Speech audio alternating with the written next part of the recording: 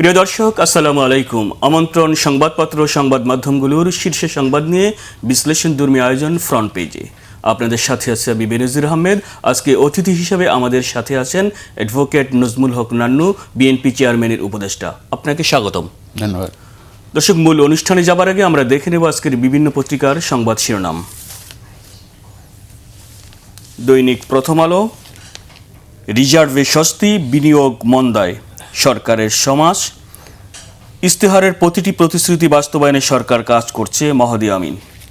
সরকারি চাকরিজীবীদের বেতন সর্বোচ্চ 100% বাড়তে পারে। দৈনিক আমার দেশ, ব্যাটারি রিকশার পেটে 20,000 কোটি টাকার বিদ্যুৎ। বিএনপি সরকারের 6 মাস, খুনোখুনিতে জড়িয়েছে দলের একাংশ, নিহত 39 নেতাকর্মী। প্রধানমন্ত্রীর প্রেস উইংয়ের মতবিনিময় সভা, 6 মাসের নতজানু পররাষ্ট্রনীতির অবসান হয়েছে। দৈনিক ইত্তেফাক, বিলুপ্ত হচ্ছে র্যাব, বদল হচ্ছে অর্থ বছরের সময়। গ্যাস বিদ্যুতের অতি সংকট পরিস্থিতি থেকে বের হচ্ছে দেশ। দৈনিক সমকাল, ঢাকায় 406 মাদক ব্যবসায়ীর অর্থ সম্পদ অনুসন্ধান শুরু। মন্ত্রিসভায় অনুমোদন, বদলে যাচ্ছে অর্থ বছর, এপ্রিলে শুরু, মার্চে শেষ। দৈনিক যুগান্তর, বিপুল টাকা বিনিয়োগের সুফল নেই, দক্ষতার ঘাটতিতে পিছিয়ে তরুণদের কর্মসংস্থান। ধ্বংসস্তূপ থেকে দেশকে পুনর্গঠন করছে সরকার, 180 দিন পূর্তিতে মত বিনিময়। দৈনিক মানবজমিন, সরকারের 6 মাস পূর্তিতে মত বিনিময়, ধ্বংসস্তূপ থেকে দেশকে পুনর্গঠন করা হচ্ছে। দৈনিক কালের কণ্ঠ, রুফটপ সোলারে যাচ্ছে শিল্প। অর্থ বছর বদলে এপ্রিল মার্চ হচ্ছে, র্যাব বিলুপ্ত করে এসআরবি চূড়ান্ত অনুমোদন মন্ত্রিসভায়। দৈনিক কালবেলা, র্যাব বিলুপ্ত, বিশেষায়িত নতুন ইউনিট এসআরবি, মন্ত্রিসভায় আইনের খসড়া অনুমোদন। করের টাকা তহবিলে রেখে ফায়দা নিচ্ছে 4 ব্যাংক। সরকারের 180 দিন, দফা ধরে ধরে নির্বাচনী ইস্তেহার বাস্তবায়ন হচ্ছে। দৈনিক ইনকিলাব, হাসিনাকে ফেরত না দিলে ভারতে যাবেন না প্রধানমন্ত্রী, দিল্লিকে সাফ জবাব ঢাকার। বিলুপ্ত হচ্ছে র্যাব, পুলিশের অধীনে হবে এসআরবি, প্রধানমন্ত্রীর সভাপতিত্বে বিন্যাগাসের ব্যবহার নিয়ে সভা। সরকারের 6 মাস, ভঙ্গুর অর্থনীতি পুনরুদ্ধারে পরিকল্পনার বাস্তবায়নে চ্যালেঞ্জ।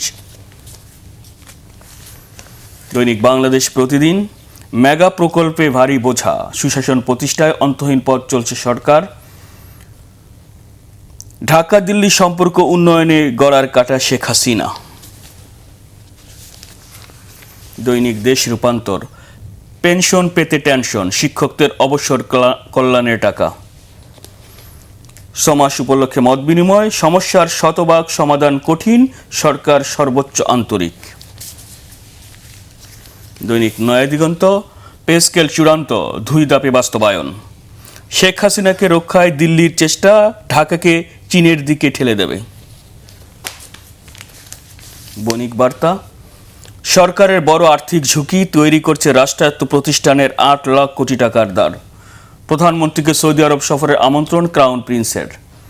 লুই ইনস্টিটিউটের প্রতিবেদন, ভারতের নতুন কূটনৈতিক সংকট Sheikh Hasina.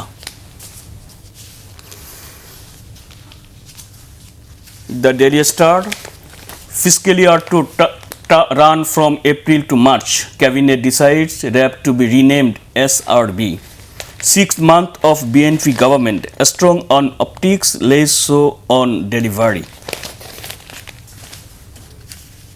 The New Age, 180 days of BNP government, health promises yet to be materialized. The Daily Observer, RAB renamed as SPL Response Battalion. Economy remains biggest test, government 6 month. আমরা দেখেছিলাম বিভিন্ন পত্রিকার সংবাদ শিরোনাম, বেশিরভাগ পত্রিকারই কিন্তু একটা সংবাদ শিরোনাম হচ্ছে বিএনপির নেতৃত্বাধীন তারেক রহমানের সরকারের 6 মাস পূর্তি, অর্থাৎ 180 দিন গতকাল হয়েছে।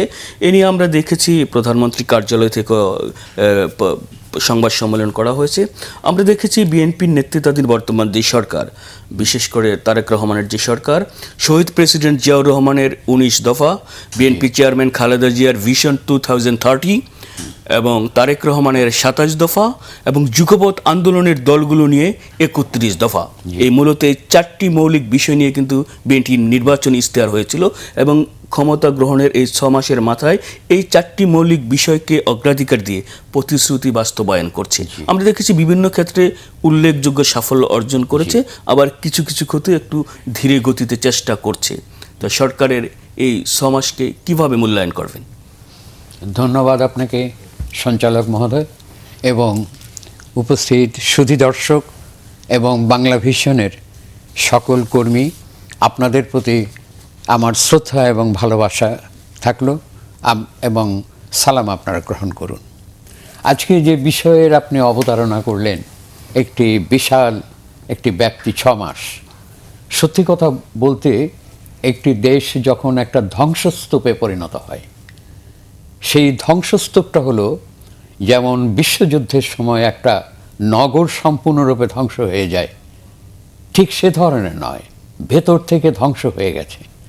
তার অর্থনীতি নেই, তার সেখানে আইন শৃঙ্খলা নেই, দুর্নীতিতে ছেয়ে গেছে এবং এখানে এক শ্রেণীর হত্যা, বিভীষিকা এবং ভয়ঙ্কর সমস্ত সেলগুলো দ্বিতীয় বিশ্বযুদ্ধের হিটলারের মতো বিভিন্ন গ্যাস চেম্বারের মতো যে সমস্ত গুম খুনের জন্য আয়নাঘর হয়েছে, এইরকম একটা বিভীষিকাময় অবস্থার পরে একটি সরকার, অন্তর্বর্তীকালীন সরকার, তার পরবর্তী সময়ে নির্বাচনের মাধ্যমে জনগণের বিপুল ভোটে বিএনপি 17 বছরের যে আন্দোলন, যে সংগ্রাম, যে দুঃখ, যে বেদনা, সেগুলো অকল্পনীয়। এটা এই কারণের জন্য বলতে হচ্ছে যে যেহেতু আমার বিরুদ্ধে অজস্র মামলা ছিল, আমি একজন আইনজীবী এবং যেও আমি দেখেছি অনেকে কান্নাকাটি করে বলেছে যে দেখেন, আমার একটা দোকান ছিল, আমি কিছুই করিনি, আমার না খেয়ে আছে, কোথায় আমাদের থাকার জায়গা নেই, কোনো কিছু নেই, হাওমাও করে কান্নাকাটি করে, যেন অজস্র। এই অবস্থার মধ্যে থেকে যখন তারেক রহমান লন্ডনে বসে, তিনি একজন নির্যাতিত মানুষ, তারকে যে অত্যাচার করা হয়েছিল, মা হিসাবে খালেদা জিয়া যে সহ্য করেছেন, তার দুঃখের চাইতে ছেলের উপর যে আঘাত, সেটাই কষ্টটা উনি ম্যাডাম সেখানেই করেছেন। তাকেও রাখা হয়েছিল অমানবিক পর্যায়ে। তো আমাদের কাছে মনে হয়েছিল যে শেখ হাসিনা, তার কি ন্যূনতম একটু মানবিক কোনো কিছু নেই যে তার চিকিৎসার জন্যে তার একটু ব্যবস্থা করা, আর তার ছেলের উপর যে অত্যাচারটা করা হয়েছে সেগুলো, এসব প্রসঙ্গ বাদ দিয়ে আমরা আসি যে এরপরে বিএনপি এই 6 মাসে কী করলো। যে বিভীষিকাময় অবস্থা এবং যে অর্থনীতি ভাঙচুর ছিল, এই 6 মাসের মধ্যে যতটুকু করার প্রয়োজন বিএনপি সেটা করতে চেষ্টা করেছে। তার মধ্যে প্রথম কথাটাই ধরুন যে মানুষের বুকে, মানুষের মনে আশা সঞ্চারের জন্যে এক জায়গা থেকে তো শুরু করতে হবে। সুতরাং ফ্যামিলি কার্ড, কৃষক কার্ড এবং আনুষঙ্গিক এই বিষয়গুলো দিয়ে তারেক রহমান শুরু করেছেন এবং তারেক রহমান এসেই তিনি বলেছিলেন আই হ্যাভ এ প্ল্যান, উনি বলেছেন, সেগুলো উনি ঠিক করেছেন যে এক জায়গা থেকে কাজ শুরু করতে হবে। সেই ক্ষেত্রে তো আমাদের এখানে অনেক অগ্রগতি হয়েছে, এটা স্বীকার করতে হবে, কিন্তু সম্পূর্ণভাবে হয়েছে এটা বলা যাবে না। যেমন কতগুলো বিষয় আমরা এখানে লক্ষ্য করেছি, সেটা হচ্ছে আপনি নিশ্চয়ই জানেন যে আমাদের এখানে যে মানে সোলারের জন্য যেটা আপনার ছাদভিত্তিক যে বিদ্যুৎ উৎপাদনের জন্য একটা কথা এখানে বলা হয়েছে, গ্রিড থেকে বিদ্যুৎ দিলে যেখানে 11 টাকা 40 পয়সা খরচ হয়, আর ছাদভিত্তিক যদি সৌর বিদ্যুৎ হয় তাহলে আমাদের হবে হচ্ছে মাত্র 4 টাকা কিছু বেশি, 50 পয়সার মতো হবে। সুতরাং এই বিষয়টা যদি আমাদের এখানে চালু করা হয়, তাহলে আজকে বিদ্যুতের যে বিষয়টা আপনি জানেন নিশ্চয়ই, যে 20,000 কোটি টাকার মতো খরচ হচ্ছে আপনার রাস্তায় যে সমস্ত ব্যাটারি চালিত গাড়িগুলো। আজকে এই বিদ্যুতের ঘাটতির জন্য পুরো জিনিসটাই আমাদের ইন্ডাস্ট্রি, কল কারখানা সব কিছু ব্যাপকভাবে ক্ষতিগ্রস্ত হয়েছে। সেটা আমাদেরকে একটা অবস্থার মধ্যে সৃষ্টি করতে হবে। এবং তারেক রহমান বলেছেন যে যারা বিরোধী দলে আজকে আলোচনা করছেন যে আজকে ইচ্ছা করে আমরা করছি না, আপনারা আমাদের কাছে একটা পরিকল্পনা দিন, যদি সহজভাবে এটা করা সম্ভব হয় সেটা জনগণের পক্ষে যদি যায় আমরা সবসময় মেনে নেব, কিন্তু কেউ এরকম ধরনের পরিকল্পনা দেননি। অর্থাৎ বিরোধিতার খাতিরে এই বিরোধিতা করলে হবে না। আমাদের দেখতে হবে যে আজকে সমস্ত পৃথিবীতে আজকে একটা যুদ্ধ হচ্ছে, কোথাও আবার না যুদ্ধ না শান্তি, নো ওয়ার নো পিস, এবং পুরো অর্থনৈতিক মন্দার একটা অবস্থানের মধ্যে দিয়ে যাচ্ছে। তার মধ্যে আমাদের মতো একটা উন্নয়নশীল ব্যাপক জনসংখ্যার একটা দেশ, যেখানে প্রাকৃতিক দুর্যোগ আছে, যেখানে আমাদের মধ্যে দিয়ে অভাব আছে, কলকারখানাগুলো ব্যাপকভাবে বন্ধ হয়ে গেছে। এর কারণ হচ্ছে যে আমাদের আজকে জ্বালানি, আমাদের বিদ্যুৎ এবং এই বিষয়গুলোকে আর কি পরিপূর্ণভাবে সমস্যার সমাধানের জন্য সরকার অব্যাহত গতিতে চেষ্টা করছে, এবং সেই প্রচেষ্টার একটা অবস্থানের মধ্যে অবশ্যই সেখানে পৌঁছানোর চেষ্টা করবে, কোনো সন্দেহ নাই। কারণ আপনি নিজেই বলেছেন যে আজকে সব কিছু মিলে 31 দফা, এবং যার মধ্য দিয়ে একটা বাংলাদেশকে একটি কল্যাণমূলক রাষ্ট্রে একটু পরিণত করবার জন্য সমস্ত কর্মসূচিগুলো আছে। সেই জন্য শিক্ষাক্ষেত্রে, সংস্কৃতির ক্ষেত্রে, ক্রীড়াক্ষেত্রে এবং সর্বক্ষেত্রেই সেখানে একটা পদক্ষেপ নেবার জন্যে আজকে তারেক রহমানের সরকার সেখানে প্রচেষ্টা অব্যাহত রেখেছে। হ্যাঁ, এটা ঠিক, আমাকে এটা বলতেই হবে যে অনেক ক্ষেত্রেই ব্যর্থতা আছে। এখনও সেখানে চাঁদাবাজির কথা বলা হয়ে থাকে, এখনও সেখানে দেখা যায় যে পরিবহন সেক্টরে এই চাঁদাবাজি হয়, এখনও দেখা যায় যে রাস্তাঘাটে সেখানে অনিয়ন্ত্রিতভাবে বাস চলাচল করছে এবং ট্রাফিক জ্যাম হচ্ছে এবং দীর্ঘ সময়ের প্রয়োজন হচ্ছে। হ্যাঁ, এটা স্বীকার করতে হবে যে আজকে সেখানে যোগাযোগ ব্যবস্থা, আজকে সেখানে জ্বালানির মূল্য বৃদ্ধি এবং উৎপাদন খরচ বেশির জন্যে আজকে বিপুলভাবে সেখানে জিনিসপত্র, প্রতিদিনের জিনিসপত্র হাট বাজারে এত বেশি দাম বৃদ্ধি হয়েছে, স্বল্প আয়ের মানুষদের জন্য এটা কষ্টকর। এবং সেই জন্যই আপনি নিজেই বলেছেন এখানে হেডলাইনে যে আজকে সরকার একটা উদ্যোগ গ্রহণ করেছে যে 100% সরকারিভাবে বেতন বৃদ্ধি হবে, 100 থেকে 140% রাখতে পারে। কিন্তু এখানেও একটি প্রশ্ন আছে, সেগুলো আমরা অন্ধভাবে কোনো আলোচনা করতে চাই না। সেটি হলো এই যে সরকারি যারা চাকরি করে তারা হয়তো এই সুবিধা কিছুটা পাবে, কিন্তু যারা বেসরকারি আছে, যারা মজুর আছে, যারা শ্রমিক আছে, তারা কি পাবে? সুতরাং তাদের পে স্কেল, তাদের অবস্থানও সেখানে নির্ধারণ করতে হবে, তাই নয় কি? তা না হলে বাজারে আজকে যে তরকারিটার দাম আছে 40 টাকা, সেটা দেখা যাবে যে 80 টাকা হয়েছে। তো বাজারটাও কন্ট্রোল করতে হবে, এবং বাজার যে যারা কন্ট্রোল করে, বাজার যারা নিয়ন্ত্রণ করে, তাদেরকে নিয়ন্ত্রণ করতে হবে সরকারকে, অর্থাৎ মধ্যস্বত্বভোগীরা। আজকে যে উৎপাদন করে কৃষক যে উৎপাদন করে, সে কিন্তু সেই উৎপাদনের মূল্যটা কিন্তু সে পায় না। সে যখন বাজারে আসে তখন যারা মধ্যস্বত্বভোগী পড়িয়া থাকে তারা তার কাছ থেকে সমস্ত কিছু নিয়ে একটা দাম বা একটা কিছু তাকে ধরিয়ে দেয়। যে এই অবস্থা থেকে ধীরে ধীরে মানুষের হাতে যখন পৌঁছায়, সেটা 4 গুণ পর্যন্ত বৃদ্ধি হয়। বহুদিন থেকেই বলা হচ্ছে সরকারের আজকে এই বিষয়গুলোকে বিশেষভাবে লক্ষ্য করতে হবে। তো আরেকটা বিষয় আমি আপনাকে বলি, যেটা যে সরকারি চাকরিজীবীদের যে বেতন বৃদ্ধি, এর আগে সবশেষ যে বেতন কাঠামো হয়েছিল সেখানে কিন্তু বলা হয়েছিল যে বেতন বাড়লে দুর্নীতি কমবে, যদিও দুর্নীতি কিন্তু কমেনি আমরা দেখেছি। তো এক্ষেত্রে নতুন বেতন বৃদ্ধি হলো, সরকারকে কি করতে হবে দুর্নীতিকে কন্ট্রোল করতে হলে? হ্যাঁ, আপনি একটা সবচেয়ে বড় কথা বলেছেন কি জানেন, যে আপনি এই একটি বিষয়ে আপনি বলেছেন যে যদি সর্বক্ষেত্রে দুর্নীতি যদি কমে যায় তাহলে আমাদের দেশের অনেক সমস্যার সমাধান হয়ে যাবে। এবং দুর্নীতি এত বেশি আছে, দুর্নীতি ছেয়ে গেছে বহু আগে থেকেই, কিন্তু এই দুর্নীতি দমনের ক্ষেত্রে আজকে নতুন কোনো অবস্থান সৃষ্টি করতে হবে, তা না করলে হবে না।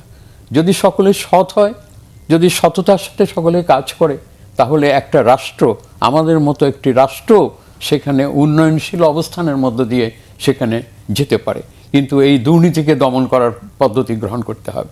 এবং একটা জিনিস সত্য যে কোনো আপনার মানে বাহিনী বলেন আর কোনো আপনার বিভাগের নাম পরিবর্তন করলেই কিন্তু তার চরিত্র পরিবর্তন হয় না। যেমন র্যাবের নাম পরিবর্তন করে এখানে আপনার নাম রাখা হয়েছে কি স্পেশাল রেসপন্স ব্যাটালিয়ন, কিন্তু এই যে নামটা পরিবর্তন করা হয়েছে, যেহেতু র্যাব নামটা মানুষের মধ্যে দিয়ে মানে জনপ্রিয়তা হারিয়ে ফেলেছে, অজনপ্রিয় একটি সংগঠন, তো নতুন একটা নাম নিয়েছে, ঠিক আছে, 2004 সালে আপনার কিন্তু মনে আছে? কথাটা হলো যে আমি যে কথাটা আপনাকে শেষ কথাটা এইটার বিষয়ে শেষ কথাটা সেটা হলো যে নাম পরিবর্তন করেছি, কিন্তু যদি তাদের দক্ষতা এবং তাদের সততা দিয়ে যদি সৎভাবে কাজ করে তাহলেই এই কাজটা সঠিক হবে। হ্যাঁ বলুন। হ্যাঁ, আমি বলছিলাম যে 2004 সালে কিন্তু তৎকালীন বিএনপি চেয়ারম্যান এবং বিএনপির নেতৃত্বাধীন সরকার এই র্যাব প্রতিষ্ঠা করেছিল মহৎ উদ্যোগ নিয়ে জি, এবং জি। আইন শৃঙ্খলা সহ বিভিন্ন, কিন্তু আমরা দেখেছি গত 17 বছরে এই বাহিনীকে নিয়ে বিভিন্ন বিতর্কিত এবং সবশেষ আয়নাগর বিচার বহিত হত্যাকাণ্ড। জি, জি। আপনি যেটা বললেন আবার আমি বলছি যে নাম পরিবর্তন করলেই হবে না, জি। তাহলে আগামীতে যাতে এই বাহিনী বিশেষায়িত বাহিনী যেটা এসপিএল, এইটাকে কিভাবে আপনার মনিটরিং করা যেতে পারে, কিভাবে সরকার? আচ্ছা, এখন এই যে এইটা পুলিশের অধীনস্থ করা হয়েছে, কিন্তু এটা। পুলিশের অধীনে। হ্যাঁ, পুলিশের অধীনে দেওয়া হয়েছে, না দিলেও হতো। সেটা যদি সরকার আলাদাভাবে যদি এদেরকে সেইভাবে মানে অত্যন্ত পরিকল্পিতভাবে যদি তাদের ট্রেনিং, তাদের অবস্থান এবং সমস্ত কিছুকে যদি এটা সত্যি কথা বলতে গেলে এদের একটু আলাদাভাবে এদের ট্রেনিংয়ের ব্যবস্থাটা করতে হবে। স্পেশাল একটা এইটা সততা, নিষ্ঠা, দায়িত্ববোধ, দেশপ্রেম সমস্ত কিছু মিলিয়ে এইসব মানুষদের দিয়ে এটা গঠন করা যেত, যেন কেউ না বলতে পারে যে একটা অত্যাচারী বাহিনী। র্যাবের ক্ষেত্রে যেটা হয়েছিল, দেখুন একটা সরকার যদি দেশপ্রেমিক হয়, একটা সরকার যদি সৎ, সত্য এইসব যদি হয়, এইরকম গুণাবলী যদি থাকে, তাহলে তার বাহিনীগুলো এগুলো করতে বাধ্য। আমরা হয়তো সবসময় এটা আমরা মনে করি না। যেমন ধরুন সাংবাদিকদের কোনো, আমি তো ব্যক্তিগতভাবে মনে করি সাংবাদিকদের রাজনীতি করা উচিত না। প্রত্যক্ষভাবে রাজনীতি সাংবাদিক, শিক্ষক এদের করা উচিত না, এবং কোনো চাকরিজীবীরও রাজনীতি করা উচিত না, এবং এই বিশ্ববিদ্যালয়ের শিক্ষক থেকে শুরু করে কারও এইভাবে প্রত্যক্ষ রাজনীতি করা উচিত না। তাহলে হবে কি, যে তার শিক্ষাক্ষেত্রে তার যে দায়িত্ব, সে দায়িত্ব থেকে অন্যদিকে যাবে। তেমনিভাবে আজকে একটি সরকার যদি সত্য, ন্যায় প্রতিষ্ঠা করার জন্য যদি প্রতিজ্ঞাবদ্ধ হয়, যেমন 31 দফা দিয়ে এইটা জনগণের আজকে কল্যাণমূলক রাষ্ট্র গঠনের যে পরিকল্পনা এখানে উপস্থাপিত করা হয়েছে, তাহলে সর্বক্ষেত্রেই তাদেরকে কাজে লাগানোর জন্য প্রচেষ্টা অব্যাহত রাখতে পারে। কেউ যেন মনে না করে, কোনো পেশাজীবী যেন মনে না করে এই সরকারকে তুষ্ট করতে হবে, এই সরকারকে তুষ্ট না করলে আমার প্রমোশন হবে না।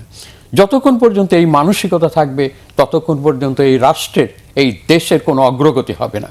আজকে বিচারক এবং বিচারপতিরা যদি মনে করে যে আজকে আমি হাইকোর্ট ডিভিশনে আছি, আমাকে সেখান থেকে অ্যাপিলেট ডিভিশনে যাওয়ার জন্যে আজকে রায়টা সরকারের মনোমত দিতে হবে, তাহলে সেই দেশে কোনোদিনই বিচার হবে না, সেই দেশে কোনোদিন আইনের শাসন প্রতিষ্ঠিত হবে না। এটা কিন্তু খুব সত্য। তেমনিভাবে ব্যুরোক্রেট বা আমলাদের ক্ষেত্রেও তাই। ব্যুরোক্রেট যারা থাকবে, আমলা যারা থাকবে, তারা তাদের দায়িত্ব পালন করবেন। আর সরকার পরিবর্তন হলেও যেন কেউ দায়ী না করতে পারে যে তার দায়িত্ব থেকে সে বিচ্যুত হয়েছে। সুতরাং এই নীতি প্রয়োগ করতে হবে। আর সাংবাদিকদের যে কথাটা আমি বললাম, এটা আমি নিজের চোখেই দেখেছি, কারণ এটা আমি শুরু করেছিলাম লিবারেশনের পরে দৈনিক বাংলায়। দৈনিক বাংলা, পূর্বদেশ, এই দুটো ছিল আমার ফ্রিল্যান্স জার্নালিস্টের ইন্টারন্যাশনাল অ্যাফেয়ার্সের একেবারে প্রধান। প্রতি সপ্তাহে পোস্ট এডিটোরিয়ালেও আমি লিখেছি। তখন বড় বড় সাংবাদিক ছিলেন, আহমেদ হুমায়ুন ছিলেন, সানাউল্লাহ নুরি সাহেব ছিলেন, কবি শামসুর রহমান ছিলেন, এই বড় বড় সাংবাদিকরা ছিলেন। তো তাতে করে আমি দেখেছি যে সাংবাদিকতা করতে গেলেও মানে ব্যক্তিগতভাবে যদি কেউ কোনো পলিটিক্যাল পার্টি সমর্থন করে করতে পারে, যে প্রকাশ্যে আমাকে বলতে হবে যে না, প্রকাশ্যে রাজনীতি করতে গেলে কিন্তু আর সাংবাদিকতা কিন্তু আর হয় না। এই জন্য আমি সাংবাদিকের পেশা হিসাবে এটাকে আমি গ্রহণ করিনি, কারণ আমি ভাষা নির্ণয়ের সাথে জড়িত ছিলাম। আজকে আমরা প্রত্যক্ষভাবে আজকে দেখতে পারি যে সকলেরই উচিত হবে আজকে এই নীতিটা প্রয়োগ করা, যে সত্য, আপনি খুব একটা চমৎকার কথা বলেছেন, শুধুমাত্র একটা সত্য কথা, সৎ হতে হবে, সৎ হতে হবে, দুর্নীতি মুক্ত হতে হবে। সেটা সরকার হোক, মন্ত্রী হোক বা অন্য যে কেউ হোক না কেন, এটা যদি হতে পারেন তাহলে খুব ভালো হবে। আরেকটি বিষয়ে আমার মনে হয় যে বর্তমান সরকারও খেয়াল রাখবেন, যে কেউ যদি এমপি হয়, কেউ যদি মন্ত্রী হয়, এলাকায় সব নিজের বাবা, নিজের দাদা, নিজের নানা সকলের নামে স্কুল, কলেজ, মাদ্রাসা সব কিছু প্রতিষ্ঠা, পরিবারতন্ত্র ওইখানে। হ্যাঁ, এটা কিন্তু উচিত নয়। কারণ এলাকার মানুষ ভোট দিয়েছে, সেটা তো এমপি সাহেবের বাবা মায়ের নামে নয়।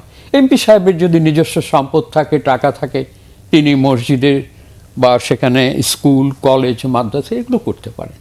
কিন্তু এমপি এই ক্ষমতার জন্য 10 জনের কাছ থেকে টাকা নিয়ে এটা করা উচিত না। এই কালচারটা বাদ দিতে হবে আর কি। মানে উন্নততর কালচার আনতে গেলে এই বিষয়গুলো থাকতে হবে। এছাড়াও আপনার স্কুল, কলেজ, ইউনিভার্সিটির যে পড়াশোনার মান কিন্তু অনেক নিচে নেমে গেছে। সেদিক দিয়েও বিশেষভাবে দৃষ্টি দেওয়ার জন্য তারেক রহমান সরকার সেখানে কিন্তু একটা উদ্যোগ গ্রহণ করেছেন, সেটাও বিশেষভাবে লক্ষণীয়।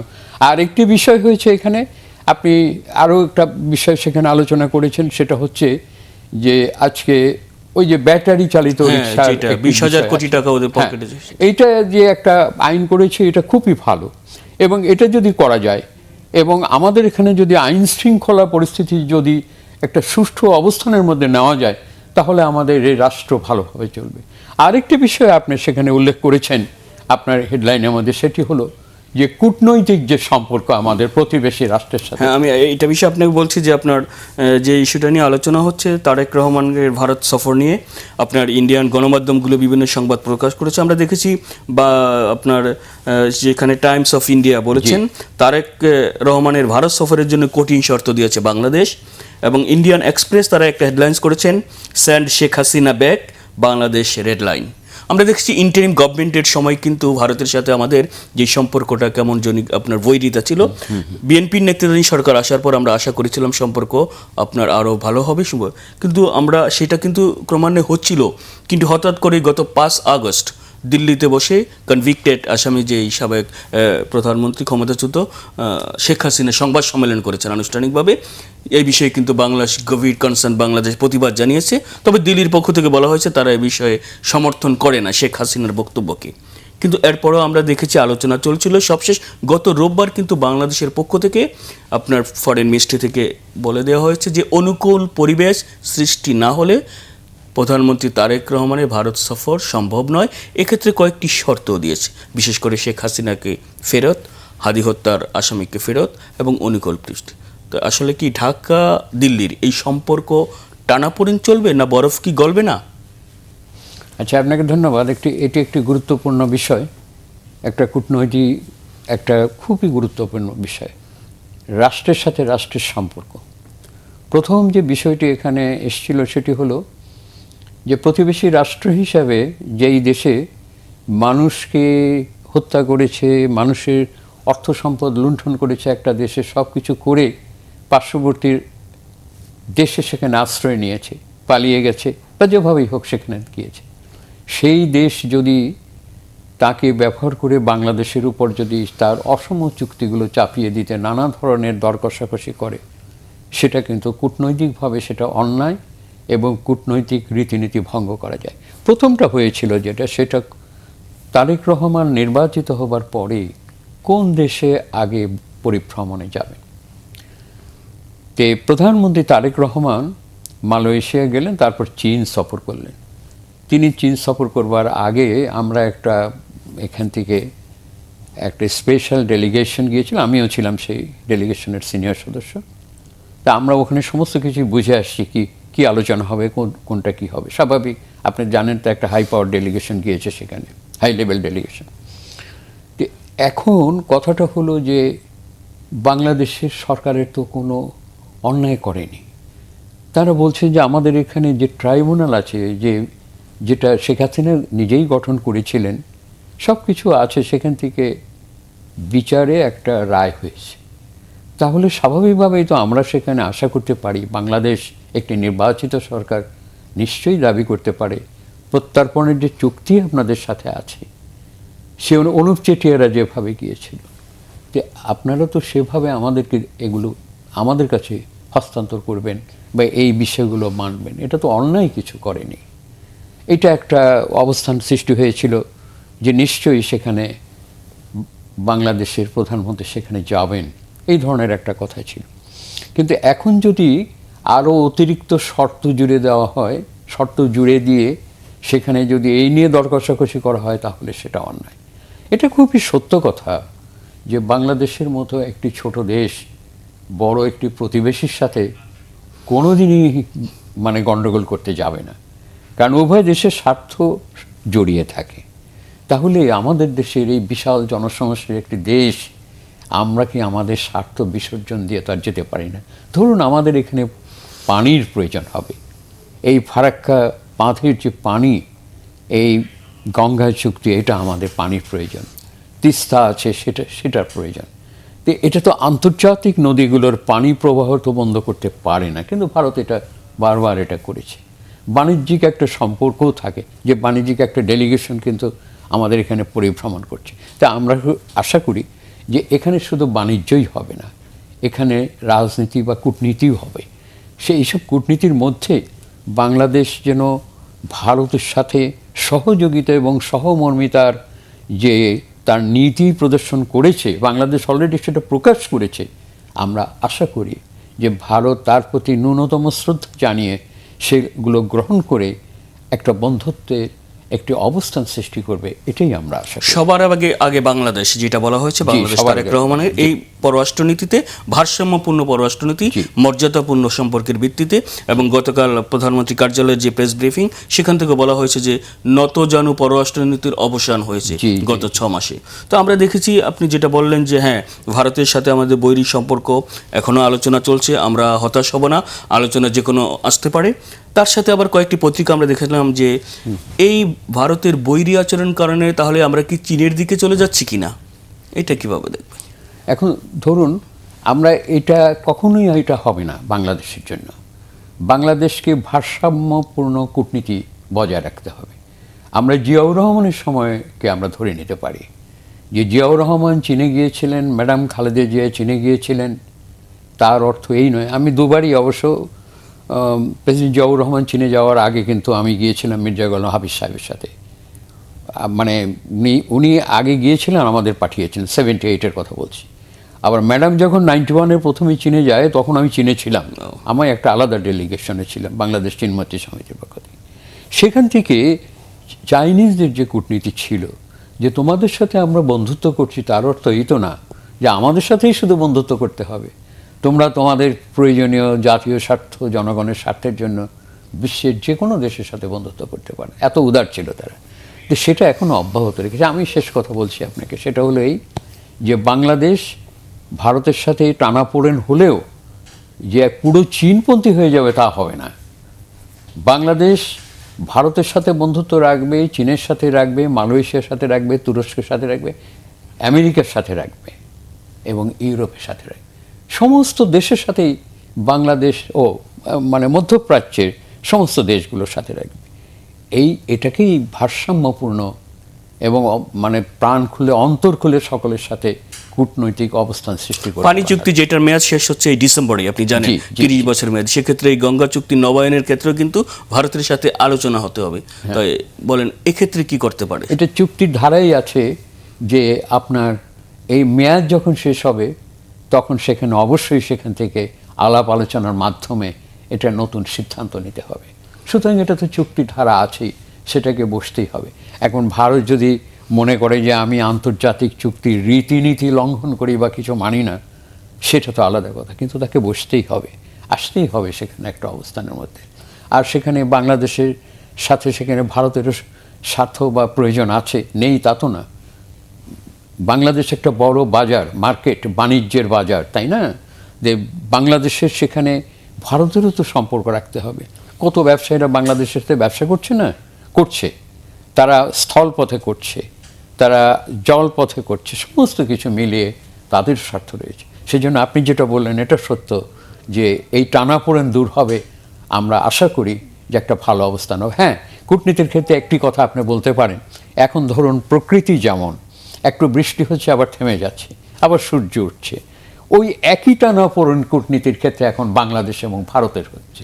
একটু আলোচনা অগ্রসর হচ্ছে, পত্রিকা নিউজ আসছে যে যাবেন প্রধানমন্ত্রী তারেক রহমান ভারতে যাবেন, আবার দুদিন পরে এখন পর্যন্ত কতগুলো কন্ডিশন দেওয়া হয়েছে যার ভিত্তিতে সেখানে যাওয়ার ব্যাপারে একটা সিদ্ধান্ত হবে।